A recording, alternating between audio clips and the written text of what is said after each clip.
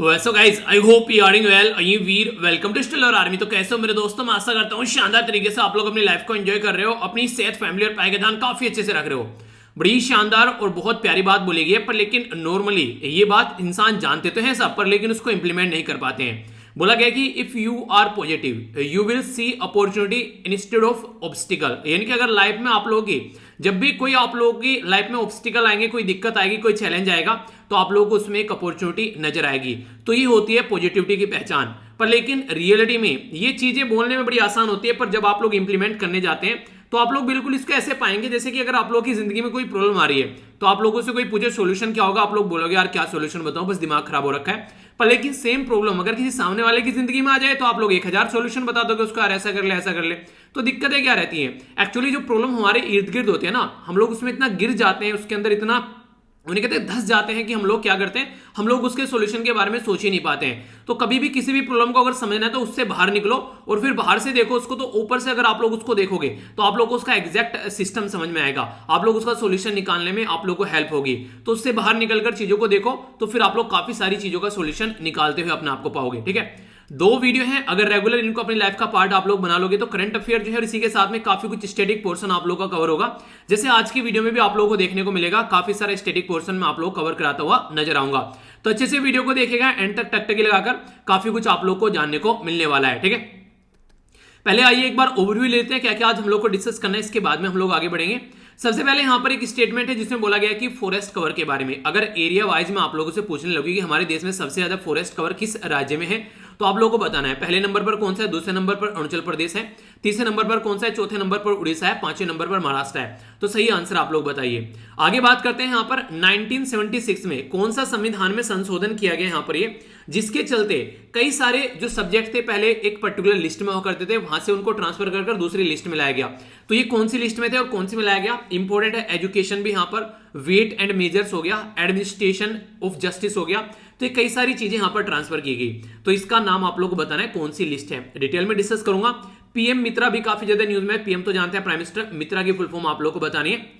इसके लिए अभी 4445 करोड़ रुपए दिए गए हमारी कंट्री में, जो कि एक डेवलपमेंट में काफी बड़ा रोल प्ले करने वाले हैं। ठीक है, तो इसके बारे में आप लोगों को बताना है। नेक्स्ट यहां पर जो बात की जा रही है, ये बात की जा रही है नेशनल टाइगर कंजर्वेशन अथॉरिटी के बारे में। तो नेशनल टाइगर कंजर्वेशन अथॉरिटी जो है उसको अभी यहां पर उसके द्वारा भी कंबाइन किया गया है, एक नेशनल पार्क और एक वाइल्ड लाइफ सेंचुरी, और यहां पर एक नया टाइगर रिजर्व बनाया गया है। तो कौन से राज्य में आप लोगों को देखने को मिलेगा, इसके बारे में बताइए। रिसेंटली अभी ये काम किया गया है, और बाकी एनटीसीए क्या है इसके बारे में समझेंगे, जानेंगे कई सारी बातें।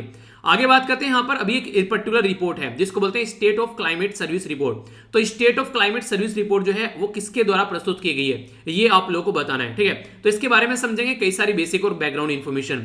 एक पर्टिकुलर डिपार्टमेंट है जिसके द्वारा अभी रिसेंटली बेसिकली ये बोला गया, उसके बोला क्या गया, एक पर्टिकुलर ऐप डेवलप किया गया जिसमें कोई भी अगर प्रोक्योरमेंट आप लोग कर रहे हैं, मान लीजिए राज्य को आज की डेट में कोई एक तरीके से सेंट्रल गवर्नमेंट को कोई प्रोक्योरमेंट करना है अलग अलग राज्य से, तो यहां पर सबके हिस्से में कितना कितना प्रोक्योरमेंट आएगा, कितना कितना सामान वहां से खरीदा जाएगा, उसके बारे में पूरी इंफॉर्मेशन रखेगा।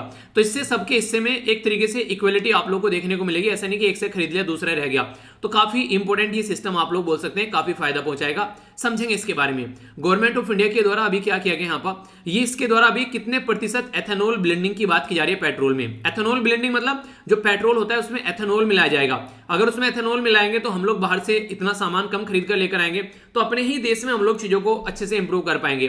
तो उसी के बारे में यहां पर बात की जा रही है। तो आप लोगों को बताना है बेसिकली यहां पर जो एथेनॉल बिल्डिंग के बारे में कि कितना आप लोगों को लग रहा है यहां पर कि प्रतिशत जो है यहां पर अभी बढ़ाने की बात की जा रही है।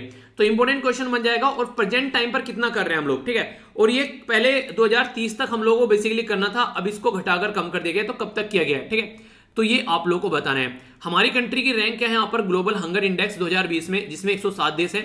आप लोग बोलेंगे कहां से आगे, इसके बारे में जानेंगे कई सारी बैकग्राउंड इन्फॉर्मेशन, और आप लोग आंसर राइटिंग में भी इसको यूज कर सकते हैं। ठीक है, तो काफी कुछ इंटरेस्टिंग आज के इस लेक्चर में जानने को मिलने वाला है। वीडियो के एंड तक बने रहना। वीडियो के एंड में आप लोग को रिवीजन भी कराऊंगा लास्ट वीडियो का, और रिवीजन अगर एक बार आप लोग कर लेते हैं ना यार, फिर आप लोग लंबे समय तक चीजों को याद रख पाते हैं। ठीक है, तो ये बेसिक इन्फॉर्मेशन होगी। जो सबसे पहले मैं आप लोगों का जो आर्टिकल लेने वाला हूं, थोड़ा सा एक इंटरेस्टिंग आर्टिकल है और थोड़ा सा डिटेल में डिस्कस करूंगा। तो पहले उसी के साथ में मैं आप लोगों से स्टार्ट करता हूं, ठीक है, ताकि आप लोगों को कुछ कॉन्स्टिट्यूशनल बैकग्राउंड भी जानने को मिले और भी कई सारी इंफॉर्मेशन आप लोगों को जानने को मिले और लंबे समय तक याद रख पाए। बात की जा रही है यहां पर यूनियन गवर्नमेंट के द्वारा, basically ministry of environment, forest and climate change के द्वारा क्या किया गया, अभी प्रपोज किया गया अमेंडमेंट कहीं में, ये फॉरेस्ट कंजर्वेशन एक्ट में। तो इसमें बोला गया कि ये बेसिकली 1980s का फॉरेस्ट कंजर्वेशन एक्ट है, यानी कि कैसे हम लोग को जंगलों को सुरक्षित रखना है उसके बारे में ये एक हमारी कंट्री में एक लॉ है। इसके अंदर कुछ चेंज लाए जा रहे हैं। चेंज किस तरीके से लाए जा रहे हैं जिससे कि फॉरेस्ट को भी नुकसान ना हो और इन्वायरमेंट को भी चीजें जो है सही से बने और लोगों को भी ज्यादा दिक्कत देखने को नहीं मिले। तो इसमें कुछ इंपॉर्टेंट चीजें हैं यहाँ पर जो आप लोगों को जानने को मिलेगी, और इसके बाद में फिर जो मैं आप लोगों को ये बेसिकली नेक्स्ट जो बताने वाला हूं ये काफी इंपॉर्टेंट है, इसको थोड़ा सा ध्यान से सुनिएगा, यहां से डायरेक्ट क्वेश्चन भी आप लोगों के बन जाते हैं। ठीक है, अभी पहले यहां पर बात कर लेते हैं। बात की जा रही है कि जो फॉरेस्ट जो यहां पर लिस्ट किया जाता है स्टेट के अंदर में 1996 अगर बात करें यहां पर स्टेट गवर्नमेंट अप टू 1996 तक अगर तो कंटिन्यू रहेगा फॉरेस्ट लैंड, यानी कि अगर जिसको 1996 तक फॉरेस्ट लैंड की कैटेगरी में डाल दिया गया वो फॉरेस्ट लैंड ही रहेगा। पर लेकिन अगर कोई लैंड ऐसी है जिसमें राज्य के अंदर है, रेलवे ने एक्वायर कर ली पटरी लगाने के लिए, स्टेशन बनाने के लिए, किसी और काम के लिए, या फिर रोड मिनिस्ट्री ने यहां पर एक्वायर कर ली 1988 के पहले, तो ये जो है बेसिकली, बट इसको बोला गया कि यहां पर कि ये no longer consider as forest, इसको फॉरेस्ट कंसीडर नहीं किया जाएगा। ठीक है, ताकि डेवलपमेंट का काम किया जा सके, इसलिए यहां पर ये स्टेप देखने को मिल रहा है। इसी के साथ में फॉरेस्ट जो लैंड है, ठीक है, जो खासकर स्ट्रेटेजिक है, सिक्योरिटी प्रोजेक्ट के लिए काफी इंपॉर्टेंट है देश के लिए। ठीक है, तो उसके बारे में बात की जा रही है। तो यहां पर नॉर्मली क्या रहता है कि उसको कोई भी अगर काम करना होता है जंगलों के अंदर में तो आप लोगों को परमिशन लेनी पड़ती है। ठीक है, तो इसको यहां पर छूट दी गई है, एग्जेम्पशन दिया गया है कि आप लोगों को कोई भी इस तरीके से परमिशन यहां पर नहीं लेनी पड़ेगी। दूसरी ये इंपॉर्टेंट है। तीसरी जो सिचुएशन है ये थोड़ी सी और ज्यादा आप लोगों को डिफरेंट और इंपॉर्टेंट देखने को मिलेगी। इसमें बात की जा रही है ईआरडी के बारे में। ये ईआरडी क्या है? ईआरडी बोला गया एक्सटेंडेड रीच ड्रिलिंग, यानी कि मान लीजिए कोई एक जंगल है, फॉरेस्ट है, यहाँ पर इस जंगल फॉरेस्ट के अंदर में कोई पता चला कि बहुत ज्यादा पेट्रोलियम रिजर्व मिल गया यहाँ पर। ठीक है, तो आप लोग क्या करना है, वो पेट्रोलियम रिजर्व निकालना भी है क्योंकि देश में डेवलपमेंट भी जरूरी है। तो आप लोग डायरेक्ट जंगल में जाकर खुदाई नहीं करोगे, जंगल के अंदर जाकर आप लोग यहाँ पर इसको नहीं निकालोगे। आप लोग क्या करने वाले, जंगल का ये ऊपर वाला पोर्शन आप लोग को टच नहीं करना है, जंगल की बाउंड्री यहाँ खत्म हो गई। ठीक है, अब यहां से कोई पाइपलाइन आप लोग लेकर आओ, कोई सुरंग बनाओ, जो भी बनाना है आप लोगों को, जो कि जंगल को नुकसान न पहुंचाए, और बाहर से आप लोग यहां पर जाकर जो निकालना है उसको आप लोग निकाल सकते हो। यानी कि फॉरेस्ट लैंड पे कोई ड्रिलिंग नहीं होगी, आउटसाइड द फॉरेस्ट एरिया आप लोग ड्रिलिंग कर सकते हैं, उसके नीचे जाकर आप लोग सामान को निकाल सकते हैं ताकि ऊपर वाले एरिया पर कोई इंपैक्ट न पड़े। तो ये है बेसिकली जिसके बारे में बात की गई। तो ये सारी चीजें पहले नहीं थी, अब यहां पर इसी तरीके से इनको चेंज किया गया ताकि सिचुएशन को सही से इंप्लीमेंट किया जा सके। ठीक है, तो बेसिक इंफॉर्मेशन है, पर लेकिन जो नेक्स्ट ये इंपॉर्टेंट पोर्शन है इसको आप लोग थोड़ा सा ध्यान से सुनिएगा, डायरेक्ट कई सारे क्वेश्चन आप लोग के बन जाते हैं। सबसे पहले बात की जा रही है इंडिया की स्टेट ऑफ फॉरेस्ट रिपोर्ट के बारे में। तो टोटल फॉरेस्ट और जो ट्री कवर है हमारे देश में ये 24.56% है। ठीक है, तो ये इंपॉर्टेंट है, याद रखेगा। नॉर्मली ये बोला जाता है कि लगभग 33% लैंड पर हमारा फॉरेस्ट होना चाहिए अगर सही तरीके से उस देश को आप लोग आगे लेकर चलना चाहते हैं तो। ठीक है, इंपॉर्टेंट फर्स्ट पॉइंट याद रखना। दूसरा इंपॉर्टेंट कि हमारे राज्य, हमारी कंट्री में कौन से राज्य सबसे ज्यादा फॉरेस्ट कवर करते हैं। तो पहले हो गया मध्य प्रदेश, दूसरे नंबर पर अरुणाचल प्रदेश, तीसरे नंबर पर छत्तीसगढ़, चौथे नंबर पर उड़ीसा और पांचवें नंबर पर महाराष्ट्र आप लोगों को देखने को मिलेगा। नेक्स्ट क्वेश्चन बोला गया कि national forest policy of India, ये 1980 के बारे में अगर बात करें तो यहां पर इसके बारे में याद रखिएगा। इसका गोल है कि ये यहां पर बेसिकली 33% जो ज्योग्राफिकल एरिया है कंट्री के फॉरेस्ट यहां पर कवर करना है। बोला ना मैंने अभी यहां पर 24 है, तो 33 के करीब इसको लेकर आना है। तो लगभग मोटे मोटे तौर पर अभी 9% के करीब आप लोगों को देखने को मिलेगा, इनको और अभी कवर करना है। तो ये काफी इंपॉर्टेंट है। 33 वाला भी पूछा जा सकता है कई बार पूछा जा सकता है। तो याद रखना, नेशनल फॉरेस्ट पॉलिसी हमारे देश में आई थी 1988 में, 1988 में। उस टाइम पर बोला गया था कि 33% भाग पर हमारा जंगल होना चाहिए, फॉरेस्ट होना चाहिए और पेड़ कवर होना चाहिए। ठीक है, तो ये तो हो गई बेसिकली बात है जो कि आप लोग अगर बात करें कुछ क्वेश्चन बन जाए डायरेक्ट फॉरेस्ट रिपोर्ट के बारे में, जो कि क्वेश्चन आप लोगों से पूछा जा सकता है। अब कुछ इंपॉर्टेंट बातें यहाँ पर कॉन्स्टिट्यूशन यानी कि संविधान में कुछ बातें मेंशन है। हमारे संविधान में अगर बात करें तो 42nd अमेंडमेंट किया गया, जिसको आप लोग मिनी कॉन्स्टिट्यूशन भी बोलते हैं, और ये अमेंडमेंट किया गया था 1976 में। तो जब ये अमेंडमेंट किया गया तो कई सारी चीजें आप लोगों को देखने को मिली। जो पहले हमारे संविधान के 7वें शेड्यूल में जब आप लोग जाएंगे 3 लिस्ट होती है, एक को बोलते हैं सेंट्रल लिस्ट, दूसरे को बोलते हैं स्टेट लिस्ट और तीसरे को बोलते हैं कॉन्करेंट लिस्ट। ये क्या होती है लिस्ट? ये लिस्ट बेसिकली इसमें सब्जेक्ट मेंशन है जिसमें सेंटर की पावर, स्टेट की पावर और दोनों मिलकर जो काम करेंगे उनकी पावर इनमें मेंशन रख रखी है। तो सेंटर में जो लिस्ट होगी उसमें सेंटर काम करेगा, स्टेट में जो लिस्ट होगी उसमें स्टेट और कॉन्करेंट में दोनों मिलकर काम करेंगे। पर लेकिन अगर सेंटर ने पहले काम कर दिया तो सेंटर का काम पहले माना जाएगा। तो यहां पर इसीलिए क्या किया गया, forest and protection of the wild life animal and the bird जो था उसको ट्रांसफर कर देगा स्टेट से, क्योंकि स्टेट में था पहले तो स्टेट से कॉन्करेंट में ट्रांसफर कर दिया। अब यहां पर मिलकर काम कर पाएंगे दोनों। इसी के साथ में एजुकेशन याद रखना ये काफी इंपॉर्टेंट है, क्योंकि नेशनल एजुकेशन पॉलिसी भी लाई गई अभी रिसेंटली, तो ये भी क्वेश्चन पूछा जा सकता है। तो 42nd कॉन्स्टिट्यूशन अमेंडमेंट करके हमारे संविधान में तो ये एजुकेशन को यहां से निकालकर आप लोगों का जो स्टेट लिस्ट से कॉन्करेंट लिस्ट में लाया गया।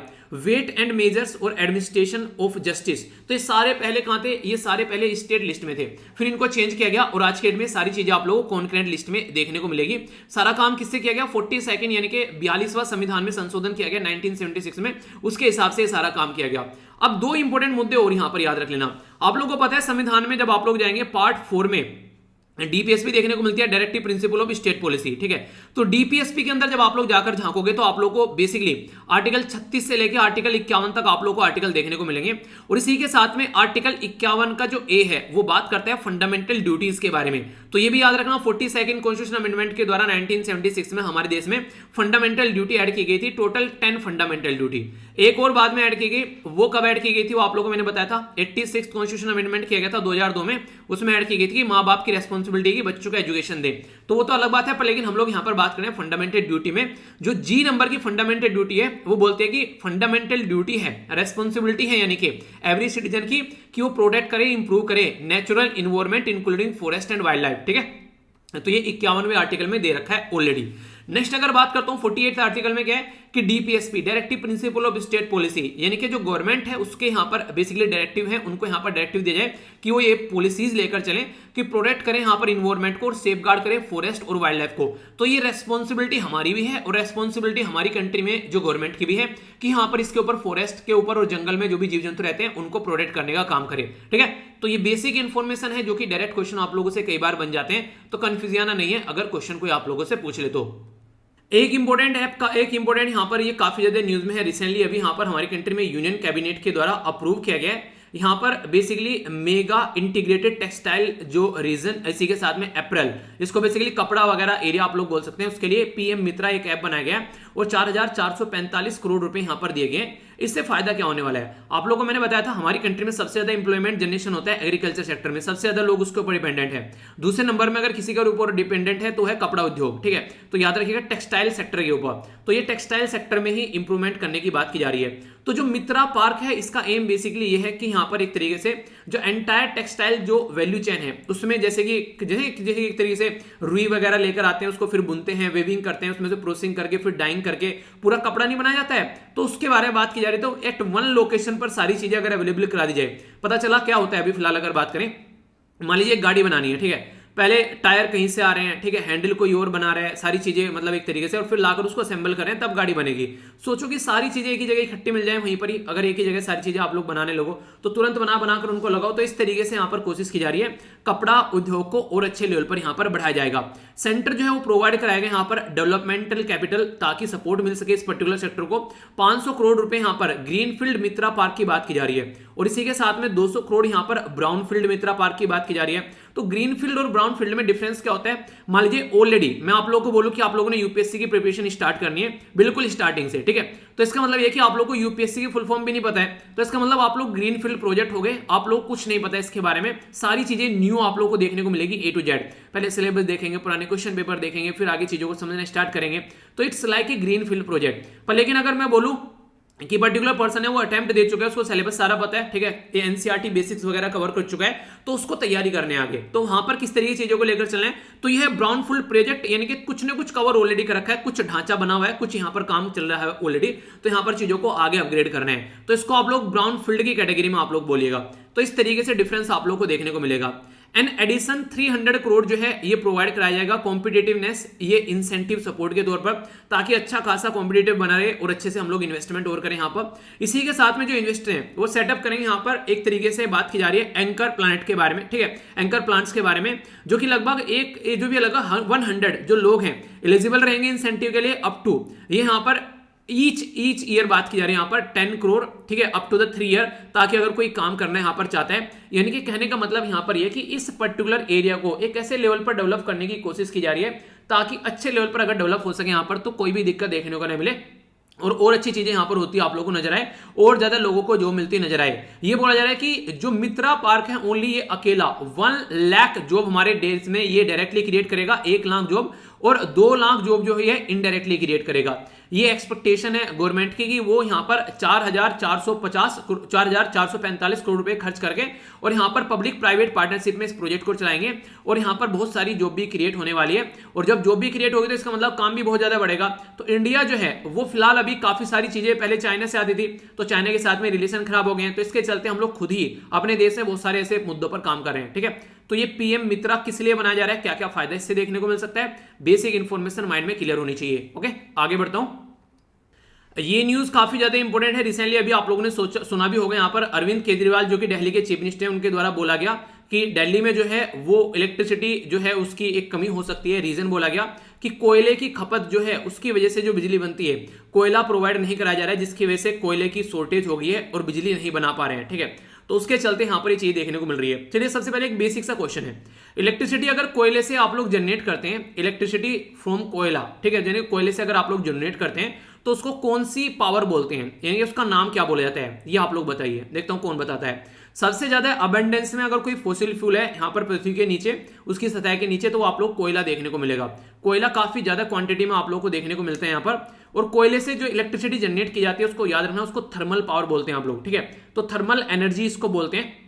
और कोयला यहाँ पर नॉर्मली 4 कैटेगरी में इसको डिवाइड किया जाता है। अगर आप लोग देखेंगे इसमें क्या क्या होता है, इसमें आप लोगों को देखने को मिलेगा बेसिकली यहाँ पर जो अलग अलग नाम इनके कई बार आप लोगों से पूछ भी जाते हैं। एंथ्रासाइट, ठीक है, दूसरे नंबर पर है दूसरे नंबर पर यहाँ पर बिटुमिनस, ठीक है, तीसरे नंबर पर यहाँ पर सब बिटुमिनस और चौथे नंबर पर यहाँ पर लिग्नाइट। तो जो एंथ्रासाइट होता है उसमें सबसे कम पानी की क्वांटिटी होती है, सबसे सही कोयला ये माना जाता है और सबसे अच्छी क्वालिटी में आप लोगों को देखने को मिलेगा।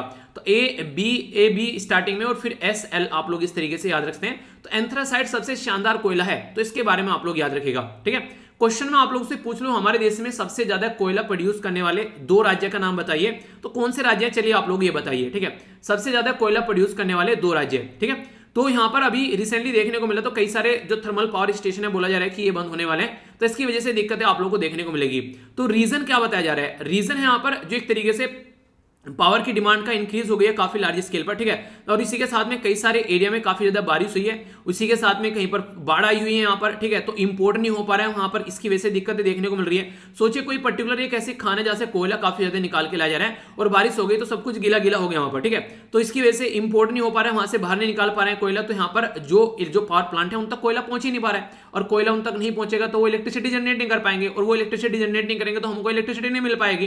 तो इस तरीके से समझ सकते हैं। तो इंपैक्ट यहाँ पर काफी ज्यादा जो इलेक्ट्रिसिटी पर देखने को मिल रहा है, इलेक्ट्रिसिटी शॉर्टेज पर। ठीक है, इंपॉर्टेंट एक मुद्दा और याद रहेगा, इलेक्ट्रिसिटी जो है वो संविधान के जब 7वें शेड्यूल में आप लोग जाते हैं कौन सी लिस्ट में आती है, सेंट्रल लिस्ट, स्टेट लिस्ट या फिर कॉन्करेंट लिस्ट में। अभी 2-3 दिन पहले ही पढ़ाया था, बताइए इसको। और देखिए जो भी क्वेश्चन आप लोगों को पूछता हूं ना, उनके आंसर आप लोगों को टेलीग्राम पर देखने को मिल जाते हैं। ठीक है, तो टेलीग्राम पर जाकर आप लोग उनको देख लीजिए, वहां पर सारे आंसर मैं पोस्ट कर देता हूं। ठीक है, जो भी आप लोगों से क्वेश्चन पूछता हूं, तो टेंशन लेने की कोई भी जरूरत नहीं है। ओके, इसी के साथ में बात करें, कुछ बिजनेस जो है वो अभी यहाँ पर डाउन स्केल प्रोडक्शन भी करेंगे क्योंकि चीजें ढंग से मिल नहीं पा रही है। तो इंडिया की पॉपुलेशन के हिसाब से यहाँ पर अंडर डेवलप है हमारी कंट्री में एनर्जी इंफ्रास्ट्रक्चर। ठीक है, पावर क्राइसिस यहाँ पर कई बार देखने को मिलता है। बहुत सारे एरिया ऐसे हैं जहां पर आज की डेट में भी आजादी के 70 साल या 75 साल होने वाले, अब तक भी बहुत सारे एरिया में प्रॉपर हम लोग इलेक्ट्रिसिटी प्रोवाइड नहीं करा पा रहे हैं। तो ये काफी बड़ा मुद्दा है। तो इसी के चलते यहाँ पर रैंप अप करेंगे, जो बेसिकली माइनिंग के अंदर सप्लाई जो कंट्रोल को उसको देखेंगे, इंक्रीज करेंगे, इंपोर्ट हाइड्रो पावर जनरेशन पर फोकस करेंगे, और नेचुरल गैस पावर जनरेटर भी चलाएंगे, और आप लोग सोलर एनर्जी वगैरह वो सारी चीजें तो बोल ही सकते हैं, जो कि काफी इंपॉर्टेंट जिसको हम लोग लेकर चल रहे हैं। देखिए सोलर एनर्जी है ना, इसीलिए सब लोग सपोर्ट करते हैं, क्योंकि सोलर एनर्जी के लिए ना तो आप लोग कोई रॉ मटेरियल चाहिए लेके आना है, ठीक है, ना ही आप लोग कहीं से खंभे लगाने हैं वहां पर।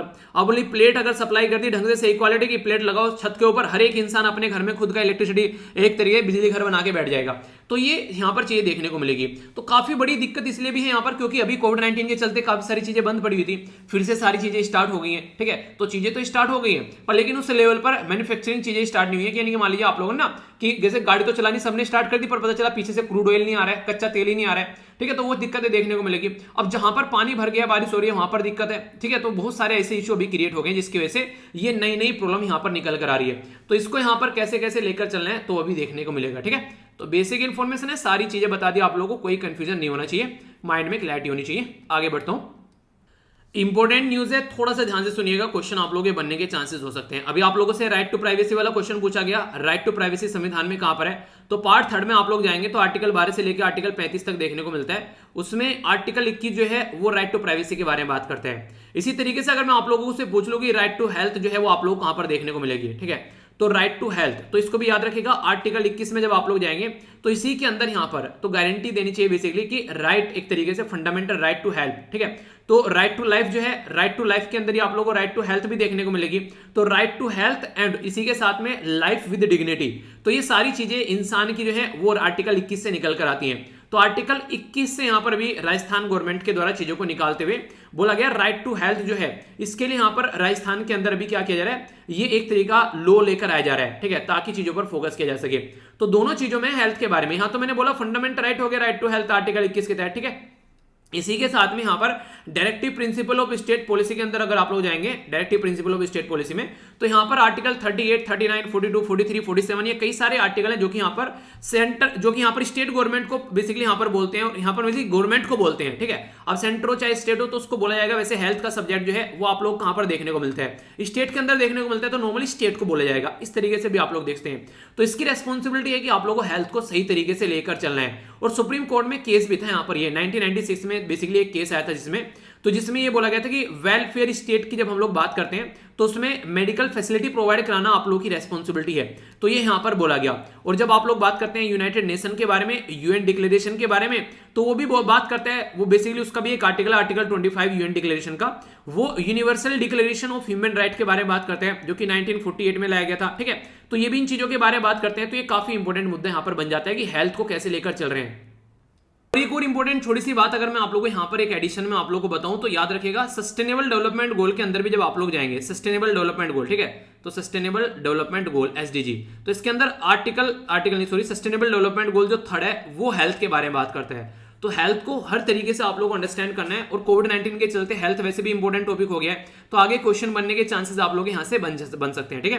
कुछ लिखने के लिए भी अगर हेल्थ के बारे में आता है तो ये पॉइंट आप लोगों को कम से कम पता होना चाहिए एक अच्छा आंसर डेवलप करने के लिए। तो अभी यहां पर अगर हेल्थ के बारे में बात करते हैं तो हेल्थ जो है, हेल्थ एक्टिविस्ट कई सारे बोल रहे थे यहां पर कि हमारे देश में हेल्थ की कंडीशन ज्यादा अच्छी नहीं है, क्योंकि अगर बात करें आप लोगों से, हमारे देश में जीडीपी का लगभग 1.3% हम लोग हेल्थ के ऊपर आज के डेट में खर्च कर रहे हैं, ठीक है। जबकि नॉर्मली अभी बोला भी गया कई बार कि 2025 तक हम लोग बोल रहे हैं कि लगभग हम लोग 2.5% खर्च करेंगे, पर लेकिन वो बहुत ज्यादा दूर है। जापान जैसी कंट्री में कईयों प्रतिशत खर्च होता है, मुझे लगा 6 से 7-8% के करीब वो अपनी जीडीपी का खर्च करते हैं।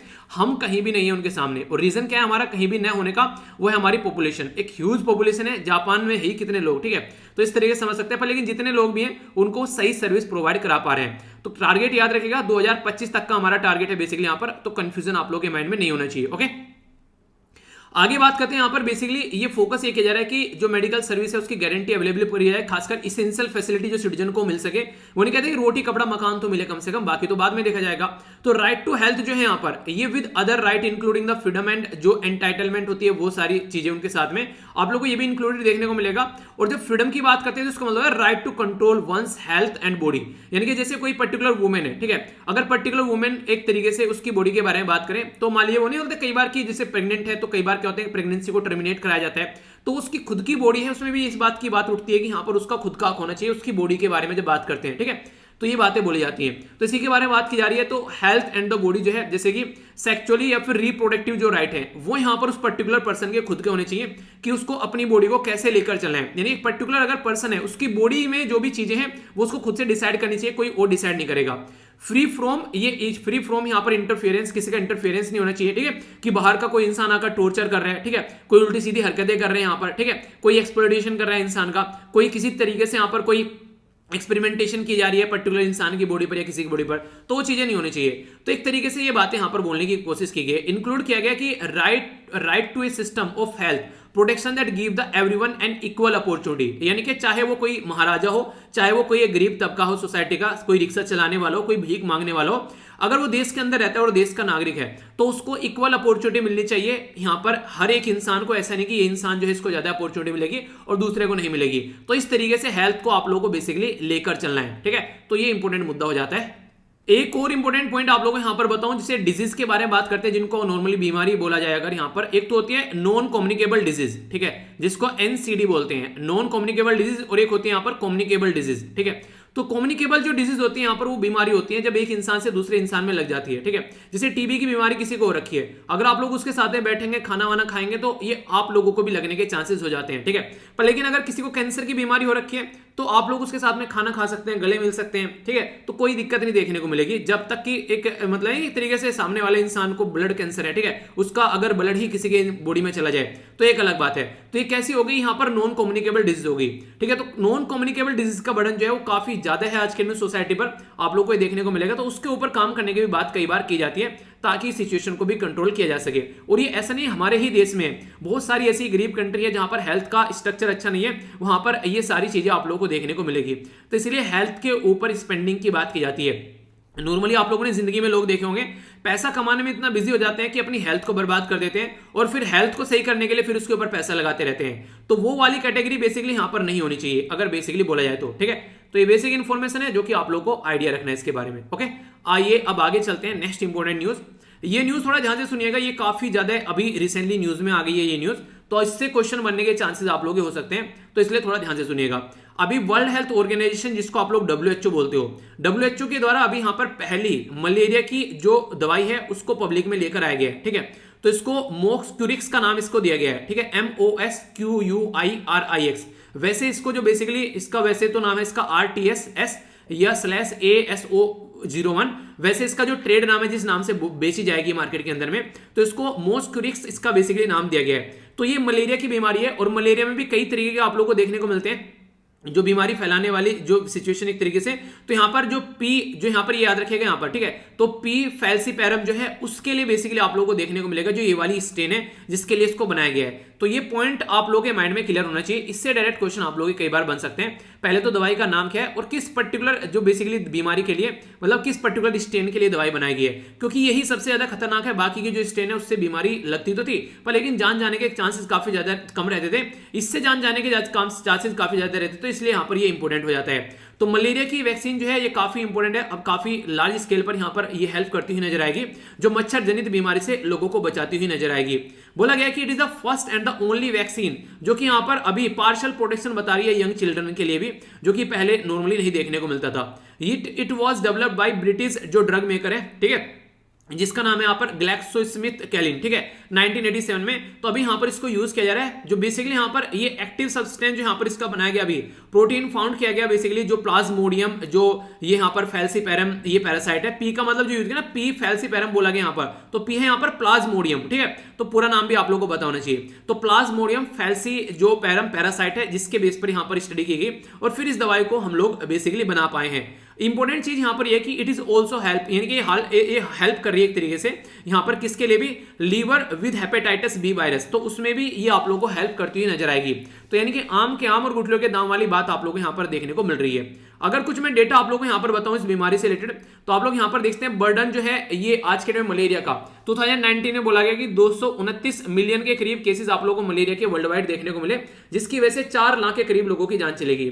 बच्चों के बारे में बात करें तो 67 के प्रतिशत के करीब आप लोगों को देखने को मिलता है बच्चों में अगर बीमारी होती है अंडर 5 के, तो उनकी जान चली ही जाती है। यानी कि अगर 100 बच्चों को ये बीमारी लग जाती है तो 100 में से 67 के करीब बच्चों की जान चली जाती है। इंडिया के बारे में अगर बात करें, एस्टिमेशन की बात की जा रही है कि 5.6 मिलियन केसेस जो है मलेरिया के, ठीक है, तो वो आप लोगों को देखने को मिलेंगे 20 मिलियन केसेस यहां पर 2020 में अकॉर्डिंग टू WHO, पर हमारे हिसाब से यहां पर बोला जा रहा है 5.6 मिलियन। 1 मिलियन में कितने होते हैं, 10 लाख होते हैं, तो इस तरीके से आप लोग काउंट करके देख लिया करो। तो कहने का मतलब यह कि WHO बोल रहा है कि हमारी कंट्री में लगभग 20 मिलियन के करीब केस हैं, 20 मिलियन का मतलब 2 करोड़, ठीक है, जबकि यहां पर हमारी कंट्री में जो बोला जा रहा है 56 लाख के करीब केस है, यानी कि जितना WHO बोल रहा है उसका हमारी कंट्री में 1/4 केस है अगर हमारे हिसाब से माने तो। चलिए जो भी है, पर लेकिन सही नहीं है। अगर बात करें कंट्री में एलिमिनेशन के बारे में, मलेरिया के बारे में, तो यहां पर 11 कंट्री जो है, ठीक है, सर्टिफाइड की जैसे कि WHO के द्वारा कि यहां पर एक तरीके से मलेरिया के बारे में बात करें तो लास्ट 2 डिकेड में 11 कंट्री को सर्टिफाइड किया गया डायरेक्टर के द्वारा यहां पर, जिसमें मलेरिया फ्री हो चुकी है। इसमें यूनाइटेड अरब एमिरेट्स 2007 में, मोरक्को 2010 में, तुर्कमेनिस्तान 2010 में, अर्मेनिया 2011 में, श्रीलंका भी मलेरिया फ्री है, ये आप लोगों को 2016 में, किर्गिज यहाँ पर बेसिकली है किर्गिस्तान 2016 में, प्रगवे 2018 में, उज्बेकिस्तान 2018 में, अल्जीरिया 2019 में, अर्जेंटीना 2019 में, और ये जरूर याद रखना ये है ई सिल्वाडोर 2021 में। ई सिल्वाडोर वो भी आप लोग इसलिए भी न्यूज में थे यहाँ पर क्योंकि पहली कंट्री वर्ल्ड में बन गई है जिसने अभी क्रिप्टो करेंसी को लीगल टेंडर की तरीके से यूज करने की बात की अपने देश में, तो उसकी वजह से भी काफी ज्यादा न्यूज में थी। ठीक है, तो इसलिए याद रखिएगा कंट्री जो है यहाँ पर जिसके द्वारा अचीव किया गया एटलीस्ट 3 कॉन्सिक्यूटिव ईयर, यानी कि अगर कोई कंट्री जो है 3 लगातार सालों तक जीरो यहाँ पर अगर मलेरिया के केस दिखाती है तो WHO का सर्टिफिकेशन उसको मिल जाता है कि इसके द्वारा मलेरिया एलिमिनेशन कर दिया गया है। यानी कि अगर मलेरिया 3 साल तक देश में नहीं है तो इसका मतलब है कि मलेरिया फ्री आप लोग हो चुके हैं। तो ये है इसका फंडा बेसिकली। ठीक है, तो कंफ्यूजन बिल्कुल नहीं होना चाहिए, बिल्कुल माइंड में क्लैरिटी होनी चाहिए। ओके, तो ये है इसके बारे में इंफॉर्मेशन। आइए अब आगे चलता हूं नेक्स्ट न्यूज की ओर। जो नेक्स्ट न्यूज जो निकल के आ रही है इसको थोड़ा सा मैं आप लोगों से डिटेल में डिस्कस करूंगा। इन्वायरमेंट के ऊपर थोड़ा सा ज्यादा फोकस देकर चला करेंगे क्योंकि इन्वायरमेंट जो है जनरल साइंस जो है इनकी न्यूज काफी ज्यादा फ्रीक्वेंटली आप लोगों से यूपीएससी खासकर बड़ा फोकस देकर इसके बारे में बात करती है आप लोगों से। ठीक है, तो इसमें जितना भी मुझे लगा करेगा एक्स्ट्रा इन्फॉर्मेशन जो भी हुआ करेगी उसको हम लोग ढंग से कवर कर लिया करेंगे। ठीक है, तो सबसे पहले यहां पर बात करते हैं नेशनल टाइगर कंजर्वेशन अथॉरिटी के बारे में। तो नेशनल टाइगर कंजर्वेशन अथॉरिटी जो है ये हमारी कंट्री में स्टैब्लिश की गई थी 2005 में। ये रिकमेंडेशन दी गई थी टाइगर टास्क फोर्स के द्वारा और ये प्राइम मिनिस्टर जो इंडिया है उनकी अध्यक्षता में यहाँ पर एक तरीके से बोला गया कि ऐसा कुछ होना चाहिए, तो हमारी कंट्री में प्रोजेक्ट टाइगर स्टार्ट किया गया। तो टाइगर रिजर्व जो है इंडिया में उनको प्रोटेक्टेड एरिया बनाया गया। तो ये 1973 में इंदिरा गांधी जी के टाइम पर इसको स्टार्ट किया गया था। प्रोजेक्ट टाइगर बोला गया, वैसे टाइगर प्रोटेक्शन प्रोग्राम था वैसे इसका नाम। तो वाइल्ड लाइफ प्रोटेक्शन एक्ट 1972 के तहत यहां पर हमारी कंट्री में 2006 में बोला गया कि कोई अथॉरिटी भी होनी चाहिए इसको देखने के लिए, तो टाइगर कंजर्वेशन अथॉरिटी फिर यहां पर पिक्चर में आई। ठीक है, तो नेशनल टाइगर कंजर्वेशन अथॉरिटी बनाएगी प्रोजेक्ट टाइगर को इंप्लीमेंट करने के लिए। इंपोर्टेंट क्वेश्चन यहां से बनेगा, नेशनल टाइगर कंजर्वेशन अथॉरिटी को सेटअप किया जा रहा है किसकी अध्यक्षता में, कौन है यहाँ पर चेयरपर्सन? तो याद रखना यहाँ पर मिनिस्टर फॉर जो यहाँ पर minister for environment and forest आप लोगों को देखने को मिलेंगे। टाइगर कंजर्वेशन अथॉरिटी जो बात करते हैं अगर प्रिपेयर करती है एनुअल रिपोर्ट, तो याद रखिएगा टाइगर के बारे में जो रिपोर्ट तैयार की जाती है वो टाइगर कंजर्वेशन अथॉरिटी ही प्रिपेयर करती है और उसको फिर पार्लियामेंट में रखा जाता है। तो ये काफी इंपॉर्टेंट पॉइंट है यहाँ पर। और यहाँ पर सेंट्रल लेवल पर तो कौन होगा यहाँ पर, ये minister of forest and climate change हो गए। स्टेट लेवल पर आप लोगों को देखने को मिलेगा जो चीफ मिनिस्टर होते हैं ना राज्य के, वो यहाँ पर इसकी अध्यक्षता में बेसिकली ये काम किया जाता है। ओके, तो बेसिक इंफॉर्मेशन है, कंफ्यूजन नहीं होना चाहिए। आगे चलते हैं। आगे यहां पर बात की जा रही है कि नेशनल टाइगर कंजर्वेशन अथॉरिटी के द्वारा भी डेजिग्नेटेड किया गया है कि जो गुरु घसीदा दास, ठीक है, तो गुरु घासीदास होगा बेसिकली। ठीक है, GHASI घासीदास नेशनल पार्क जो है यहाँ पर, और इसी के साथ में नेक्स्ट है यहाँ पर यह Tamor Pingla wild life sanctuary, तो इनको टाइगर रिजर्व के तरीके से डिक्लेयर किया गया NTC के द्वारा। ठीक है, नेशनल टाइगर कंजर्वेशन अथॉरिटी जो कि ministry of environment forest and climate change के अंडर में आती है। ये लोकेटेड है छत्तीसगढ़ के अंदर, बॉर्डरिंग मध्य प्रदेश और झारखंड के अंदर देखने को मिलेगा। अप्रूवल जो दिया गया है वो किस एक्ट से दिया गया है, तो यह अप्रूवल है यहाँ पर बेसिकली याद रखिएगा वाइल्ड लाइफ प्रोटेक्शन जो एक्ट है 1972 का, उसके हिसाब से यहाँ पर अप्रूवल बेसिकली दिया गया है। ठीक है, तो 4 टाइगर जो रिजर्व है छत्तीसगढ़ में अब यहाँ पर हो गए हैं इसको इंक्लूड करके। यहाँ पर पहले बात की जा रही है, ये है बेसिकली उदंती जो सीतानाद है। ठीक है, इसी के साथ में यहाँ पर नेक्स्ट यहाँ पर इसको बोलते हैं अचन कमार। ठीक है, अचन कमार देखने को मिलेगा। नेक्स्ट आप लोगों को यहाँ पर जो देखने को मिलेगा इसका नाम है बेसिकली इंद्रावती रेसवर्स। ठीक है, तो यहाँ पर इंद्रावती रिजर्व। ठीक है, तो ये 3 तो ऑलरेडी थे और एक नया और ऐड यहाँ पर हो गया है। जो गुरु घसीदा जो है यहाँ पर नेशनल पार्क यहाँ पर ये लास्ट नोन हैबिटेट था एशियाटिक चीता का कंट्री के अंदर में। तो इसके साथ में बात करें नेम आफ्टर यहाँ पर बात की जा रही है जो सतनामी जो रिफॉर्मिस्ट थे, ठीक है, गुरु घसीदास। ठीक है, घसीदास, तो उनके नाम पर इसका नाम रखा गया बेसिकली। ये आप लोगों को देखने को मिलेगा छत्तीसगढ़, और जो छत्तीसगढ़ कर्व आउट आप लोगों को तो पता ही होगा ना, तो बेसिक सी इंफॉर्मेशन है कि छत्तीसगढ़ जो था वो बेसिकली मध्य प्रदेश में से निकाला गया था। ठीक है, और इसी के साथ में उत्तर प्रदेश में से क्या निकाला गया था, उत्तराखंड निकाला गया था। बिहार में से क्या निकाला गया था, झारखंड निकाला गया था। तो ये याद रखेगा। तो ये जो पर्टिकुलर निकाला गया था यहाँ से, इसमें से निकाल के, तो वहीं से चीजें निकल कर आती हैं। तो बेसिक इंफॉर्मेशन है, कुछ इसके बारे में आप लोग हल्का फुल्का सा कम से कम आइडिया आप लोग रख सकते हैं। क्वेश्चन अगर बन जाए क्योंकि न्यूज में, और अगर आप लोग इन राज्य से निकल कर आते हैं तो देखो यार फिर तो आप लोगों को थोड़ा सा और फोकस देना पड़ेगा। ठीक है, तो ये है बेसिक इंफॉर्मेशन। आगे बढ़ता हूं। इंटरनेशनल न्यूज है यहाँ पर, इसमें बात की जा रही है वर्ल्ड मीटरोलॉजिकल ऑर्गेनाइजेशन के बारे में, जिसको शॉर्ट फॉर्म में आप लोग WMO बोलते हैं। उसके द्वारा एक रिपोर्ट रिलीज की गई, आप लोगों से पूछ लेगी state of climate service report 2021 किसके द्वारा प्रस्तुत की गई है, तो ये वर्ल्ड मीटरोलॉजिकल डिपार्टमेंट के द्वारा प्रस्तुत की गई है। विश्व मौसम विज्ञान संगठन बोलते हैं इसको हिंदी में। तो ये जो फोकस है इसका, ये टेरेस्ट्रियल वाटर स्टोरेज पर है, यानी कि जो यहाँ पर स्थलीय जल जो एक संग्रहण होता है उसके बारे में बेसिकली बात की जा रही है। एक छोटी सी इंफॉर्मेशन की 22 मार्च याद रखेगा, ये वर्ल्ड वाटर डे हम लोग सेलिब्रेट करते हैं, जो मैंने आप लोगों से डिस्कस भी किया था। इस दिन ये रिपोर्ट, इस दिन यहां पर अर्लियर 22 मार्च पर यहां पर रिपोर्ट जो है यूनाइटेड नेशन क्लाइमेट जो सॉरी यूनाइटेड नेशन चिल्ड्रन जो फंड है, उसी के साथ में 5 जो बेसिकली 1 in the 5 जो चिल्ड्रन है वर्ल्ड वाइड, बोला गया था कि ऐसे एरिया में रहते हैं यहाँ पर कि जहां पर लोग जो हैं पानी की काफी कमी में रहते हुए नजर आएंगे। तो ये जो रिपोर्ट प्रस्तुत की गई थी इसमें भी कुछ ऐसी बातें बोली गई थी कि आने वाले टाइम में जो है काफी ज्यादा दिक्कतें देखने को मिलेगी जब बात करते हैं वाटर को लेकर। तो ठीक है, तो यहाँ पर टेरेस्ट्रियल वाटर जो स्टोरेज है, अगर उसके बारे में बात करें तो बात की जा रही है कि sum of all the water on the land surface, ठीक है, अगर उसको आप लोग लेकर चलते हैं और सरफेस जो वाटर है, सोयल मॉइस्चर है, स्नो, आइसलैंड, तो काफी लार्ज स्केल पर आप लोगों को यहाँ पर अगर बोले कोई टेरेस्ट्रियल वाटर क्या है, तो ये इसके बारे में जो सारा लार्ज स्केल का जो वाटर है सारा टेरेस्ट्रियल में यानी कि जमीन के ऊपर का पानी है, यानी कि sum of all the water on land, surface के ऊपर जो पानी है, ठीक है, इसी के साथ में जो सब सरफेस के नीचे है, यानी कि जो एक तरीके surface water, soil moisture, snow, ice या ग्राउंड वाटर, ये इसमें आ जाते हैं। अगर बात करें पानी के बारे में तो की जो यहाँ पर इंपॉर्टेंट जो फैक्ट है वो यहाँ पर कि आज के डेट में बात करें तो काफी इंपॉर्टेंट है इंसान के लिए। आप लोगों को देखने को मिलेगा अपनी बॉडी में 70% के करीब आप लोगों को पानी है, ठीक है, तो वाटर जो है काफी इंपॉर्टेंट है। पर लेकिन इंपॉर्टेंट यहां पर ये कि जो भी वाटर है हमारे पास में 0.5% जो वाटर है अर्थ के ऊपर, ठीक है, तो वो देखने को मिलेगा ये बेसिकली यूजेबल है, अवेलेबल है फ्रेश वाटर की तरीके से। बाकी समुद्र के अंदर आप लोग खारा पानी देखने को मिलेगा जो कि काफी खतरनाक है, जिसको यूज भी नहीं कर पाते हैं। तो वाटर रिसोर्सेज है तो नहीं कहते पानी, पानी तो हर जगह है पर लेकिन पीने के लिए नहीं है, ठीक है, तो वाटर एवरीवेयर पर not a single drop to जो ड्रिंक, ठीक है। तो वाटर जो रिसोर्सेज है यहाँ पर ये वर्ल्ड में अगर बात करें ये काफी इंपॉर्टेंट होते हैं और इनके ऊपर काफी प्रेशर बढ़ रहा है, खासकर अगर बात करें ह्यूमन एक्टिविटीज की वजह से। तो इसके चलते पॉपुलेशन बढ़ रही है, अर्बनाइजेशन बढ़ रहा है, ठीक है, फ्रेश वाटर की जो एक तरीके से अवेलेबिलिटी डिक्रीज हो रही है, तो ये दिक्कतें देखने को मिलेगी। और खासकर ग्राउंड वाटर भी रिचार्ज नहीं हो पाता है, वो भी दिक्कत है। एक्सट्रीम जो वेदर इवेंट है उनकी वजह से दिक्कत आप लोगों को देखने को मिलेगी, यानी कि कई बार ना कभी सूखा पड़ जाता है, ठीक है, उसके चलते देखने को मिलेगा, कई बार बाढ़ आ जाती है, तो ऐसी चीजें देखने को मिलेगी। तो कई सारी चीजें हैं ऐसी।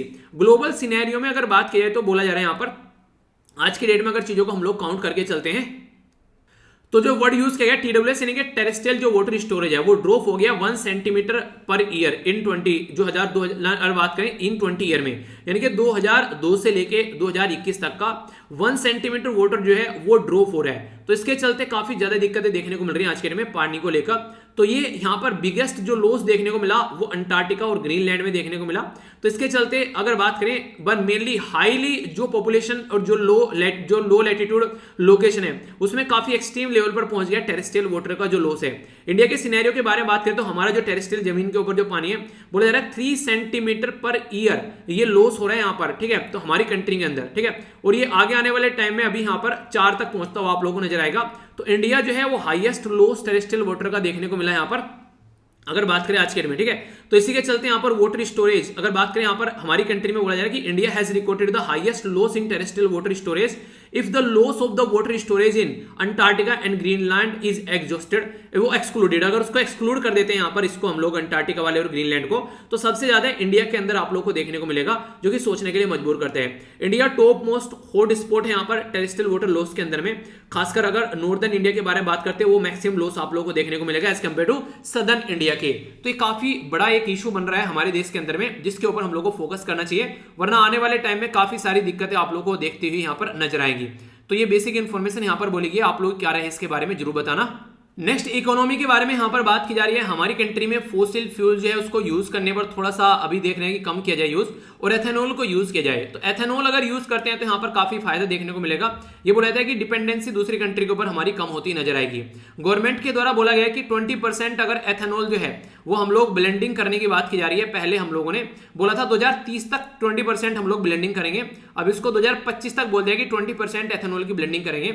सोचिए अगर 100 लीटर जो हम लोग पेट्रोल यूज कर रहे हैं बाहर से खरीद कर लेकर आ जाए, अगर उसमें अब 20% हम लोग एथेनॉल मिलाएंगे तो बाहर से हम लोग 80 भी ओनली यहां पर हम लोग बेसिकली खरीद कर लेकर आ रहे हैं, ठीक है। तो कहने का मतलब ये हो गया कि हमारे देश में ही हम लोग चीजों को इंप्लीमेंट कर पा रहे हैं, तो हो गया ना अच्छा चीज यहाँ पर। तो उसी के बारे में बेसिकली बात की जा रही है। तो यहाँ करेंटली पूछ रहे कोई कितना यूज करें, तो करेंटली ओनली 8.5 कर रहे हैं, तो 2025 तक बोला जा रहा है कि इसको 20% पर लेकर आएंगे। तो ये है काफी इंपॉर्टेंट। पर लेकिन क्वेश्चन क्या हो रहा है, क्वेश्चन ये हो रहा है कि जो एथेनॉल आप लोग ब्लेंड कर रहे हो तो ये एथेनॉल बनाया कहां से जा रहा है। तो ये आप लोगों को देखने को मिलेगा जो farm forestry residue स्ट्रो rice wheat corn यानी कि चावल हो गए, ठीक है, ये मक्की के दाने हो गए, गेहूं हो गए, उनसे इसको बनाया जा रहा है। तो बोला ये जा रहा है कि अगर ऐसे आप लोग इसको बना के चलोगे तो भुखमरी बढ़ेगी, लोगों को खाने के लिए खाना नहीं मिल रहा है, आप लोग इससे एथेनॉल क्रिएट कर रहे हैं। रहे हैं। तो ये एक कंट्रोवर्सी का रीजन बन गया है कि क्या रियलिटी में हम लोग यहाँ पर एक बैलेंस बना पाएंगे इन चीजों के बारे में, कि हम लोग एथेनॉल अगर यहाँ पर 20% अगर हम लोग लेकर जा रहे हैं तो कितना सारा हम लोग खाना जो है इसमें यूज कर पाएंगे और उसके चलते कितना सही रहेगा। इसको E20 भी बोला गया है, ठीक है, एथेनॉल 20% अगर ब्लेंड करना है। तो मुद्दा यह है, अगर हम लोग बात करें अगर आज के डेट में, तो वर्ल्ड फूड एग्रीकल्चर ऑर्गेनाइजेशन के हिसाब से बात करें तो 209 मिलियन जो इंडियन है, अबाउट यहां पर 15% ऑफ पॉपुलेशन जो है वो अंडर नरिशमेंट है। ये अगर बात करें अभी फिलहाल के डेटा के हिसाब से, हमारी कंट्री जो है 107 कंट्री में नीचे से 94th पोजीशन पर है ग्लोबल हंगर इंडेक्स में, भुखमरी के मामले में। और हम लोग बोल रहे हैं कि हम लोग इससे इथेनॉल प्रोड्यूस करेंगे, तो ये सोचने के लिए थोड़ा मजबूर कर रहा है। तो फूड ग्रेन जो है वो एक तरीके से लोगों के लिए है, बेसिकली उनको सही तरीके से प्रोवाइड कराया जाए पब्लिक डिस्ट्रीब्यूशन नेटवर्क के तहत, ताकि लोगों को खाना मिल सके टाइम पर, ठीक है। तो ये पहले आप लोगों का फोकस होना चाहिए, खासकर रूरल एरिया में जहां पर काफी ज्यादा आप लोगों को जो एक तरीके से दिक्कतें देखने को मिलती हैं, ठीक है। तो उनको खाना सही लेवल पर प्रोवाइड कराया जाए। सिटीज में भी कई सारे लोग भूखे सोते हैं, तो आप लोगों को देखने को मिलेगा। तो प्रोडक्शन ऑफ द बायोफ्यूल जो है ये रिक्वायर्ड एक तरीके से अगर इसको लेकर चले तो इंपैक्ट डालेगा काफी लार्ज स्केल पर फूड क्रॉप के ऊपर। पता चला कल को हम लोगों ने क्या किया कि मक्का उगाना है सारे खेतों में, ये बिल्कुल ऐसा हो जाएगा जैसे कि पुराने टाइम पे ना जो आप लोगों ने देखा होगा अंग्रेज क्या करते थे, ठीक है, तो वो इंडिगो क्रॉप उगाया करते थे, क्योंकि उनको क्या चाहिए था, उनको नील चाहिए था। तो नील चाहिए था क्योंकि डाई करने के लिए, तो बोलते थे 3 कठिया सिस्टम। याद है ना आप लोगों को 3 कठिया सिस्टम जो चंपारण सत्याग्रह हुआ था, तो बोलते थे अगर 1 बीघे को 20 कट्ठों में डिवाइड किया जाए, यानी कि 20 एरिया में डिवाइड किया जाए, तो उसमें से 3 एरिया में आप लोगों को अपनी क्या करना है, उसमें आप लोगों को बेसिकली इंडिगो यानी कि जो नील की खेती करनी है। तो ये काफी ज्यादा कंट्रोवर्सी का रीजन था। अगर कहीं फेमाइन आ गया वहां पर, मतलब ये कि भुखमरी आ गई, तो तब भी उनको ये उगाना पड़ता था। तो ये काफी कंट्रोवर्सी का रीजन बनता था। तो उसी तरीके से इसको भी कंपेयर यहां पर किया जा रहा है। तो यानी कि सही नहीं है ये इस तरीके से चीजों को लेकर चलना। अगर आप लोग ऐसे काम करोगे तो काफी हेल्थ पर भी इंपैक्ट डालता हुआ नजर आएगा लोगों की। तो ये बातें बोलेगी। आपकी क्या राय है इसके बारे में, आप लोग बताइएगा, आप क्या सोचते हैं अगर आपसे पूछो तो, ठीक है, क्योंकि ऐसे क्वेश्चन आप लोगों से कई बार एग्जाम में बन जाते हैं, तो इसके बारे में क्लैरिटी रखनी है आप लोगों को, ठीक है। तो ये था टोटल डिस्कशन। अब वीडियो को एंड तक देखिएगा, क्योंकि एंड तक आप लोगों को जो बेसिकली रिव्यू दूंगा और उसके साथ में क्वेश्चन पूछूंगा, उनका आंसर आप लोगों को बताना चाहिए। और पीडीएफ टेलीग्राम से जाकर डाउनलोड करना और फीडबैक जरूर देना वीडियो के एंड में, जब आप लोगों को लगे कि हाँ वीडियो आप लोग कैसी लगी, जरूर बताना, ठीक है। सबसे पहले हम लोगों ने इंपॉर्टेंट न्यूज देखी, यहाँ पर जाना और बेसिक इन्फॉर्मेशन देखी फॉरेस्ट इन सब चीजों के बारे में। नेक्स्ट हम लोगों ने जो न्यूज देखी यहाँ पर, ये हम लोगों ने बात करी पीएम मित्रा के बारे में काफी डिटेल से, ठीक है। इसी के साथ में हम लोगों ने यहाँ पर बात की राइट टू हेल्थ के बारे में, कई सारी और भी बातें मैंने आप लोगों को बताई। नेक्स्ट हम लोगों ने एक दवाई के बारे में जाना, इसी के साथ में यहाँ पर देखा कहाँ कहाँ पर क्या क्या बीमारियां हैं। इसी के साथ में नेशनल टाइगर कंजर्वेशन अथॉरिटी, और ये सब चीजें हम लोगों ने समझी, जो कि काफी इंपॉर्टेंट है और कई बार आप लोगों से डायरेक्ट क्वेश्चन भी बन जाते हैं, ठीक है। तो कंफ्यूजन आप लोगों के माइंड में इसको लेकर नहीं होना चाहिए, ओके। एक और अच्छा, ये भी तो अच्छा, ये तो हो गया, ठीक है। तो ये न्यूज थी हमारी, टोटल मैंने यहाँ पर कवर की 6 न्यूज। इसी के साथ में इंटरनेशनल न्यूज में काफी इंपॉर्टेंट था वर्ल्ड टेरेस्ट्रियल जो वाटर के बारे में हम लोगों ने बात की, कहाँ कहाँ पर कितना पानी लोकेटेड है। और नेक्स्ट हम लोगों ने एथेनॉल के बारे में बात की, क्या क्या टारगेट है और क्या क्या चीजें हैं। तो बेसिक इन्फॉर्मेशन है, कंफ्यूजन नहीं होना चाहिए। अब बात कर लेते हैं इसके बारे में, क्वेश्चन के बारे में। तो कौन से राज्य है ये आप लोग को बताना है, मैंने आप लोग को भी पढ़ा है। कौन सा अमेंडमेंट किया गया, तो ये बताइए, डायरेक्ट क्वेश्चन बन जाता है पॉलिटी के अंदर में। पीएम मित्रा की फुल फॉर्म आप लोग को बतानी है। एनटीसी के द्वारा किस किस को यहाँ पर अभी टाइगर रिजर्व को बेसिकली बनाया गया है, ठीक है। क्लाइमेट चेंज जो यहाँ पर स्टेट ऑफ क्लाइमेट जो सर्विस है, रिपोर्ट किसके द्वारा प्रस्तुत की जाती है। कौन सा डिपार्टमेंट है जिसके द्वारा बताना है कि यहाँ पर बेसिकली ये बात करें कि इंटीग्रेशन जो procurement portal of the state, ठीक है। तो ये बताना है कि सबके लिए बेसिकली लाया जा रहा है, कौन से का है, ये आप लोग को बताना है। इसी के साथ में यहाँ पर जो इंडिया के द्वारा बात की जा रही है एडवांस टाइगर के बारे में यहाँ पर, ठीक है, government of India advance tiger, ठीक है, टाइगर बोल रहा हूँ यार, टारगेट, टाइगर पढ़ा देते तो टारगेट टाइगर याद आ रहा है। टारगेट है यहाँ पर एथेनॉल का ब्लेंडिंग का कितना है, आप लोगों को बताना है कितना एडवांस किया गया, भुखमरी में हम लोग कौन सी पोजीशन पर आते हैं। तो एक क्वेश्चन आप लोगों से डायरेक्ट पूछ ले जाते हैं, ठीक है। बाकी आप लोगों के सामने क्वेश्चन सेट कर दिया, फिर वही काम, ये आंसर है जो मैंने क्वेश्चन आप लोगों से पूछे थे, ठीक है। चलिए इनको देख लीजिएगा, आंसर ही आ गया डायरेक्ट आप लोगों के सामने। 10 शेड्यूल है यहाँ पर, जो कि 52nd कॉन्स्टिट्यूशनल अमेंडमेंट किया गया था, ठीक है। इसी के साथ में ये मिनिस्ट्री ऑफ वेलफेयर है, यूनियन लिस्ट के अंडर बेसिकली आप लोगों को सिटीजनशिप देखने को मिलेगी। सिटीजनशिप पार्ट 2 में है, 11th 5 से लेके 11 तक का आर्टिकल अगर बात करो आप लोगों से। आधार बेस इनेबल जो पेमेंट सिस्टम के बारे में बात की, तो इंडियन बैंक ऑफ एसोसिएशन में मिलकर काम करती है। 90th मोस्ट पावरफुल इंडेक्स है हमारा बेसिकली जो पासपोर्ट है, जिमेक्स जो कि इंडिया और जापान के बीच में एक्सरसाइज, और धर्म गार्जन भी एक एक्सरसाइज है, ठीक है। डिजिटल जनरेशन ओवर जनरेशन, ये मैंने आप लोगों से बात की थी एक पर्टिकुलर डे की थीम के बारे में। तो कैसा रहा ये डिस्कशन जरूर बताना, पीडीएफ यहां से जाकर डाउनलोड कर लेना। नेक्स्ट लेक्चर में मिलता हूं, बड़ों को नमस्ते, छोटों को प्यार, छोटी सी लाइफ एंजॉय करा। तब तक के लिए जय हिंद।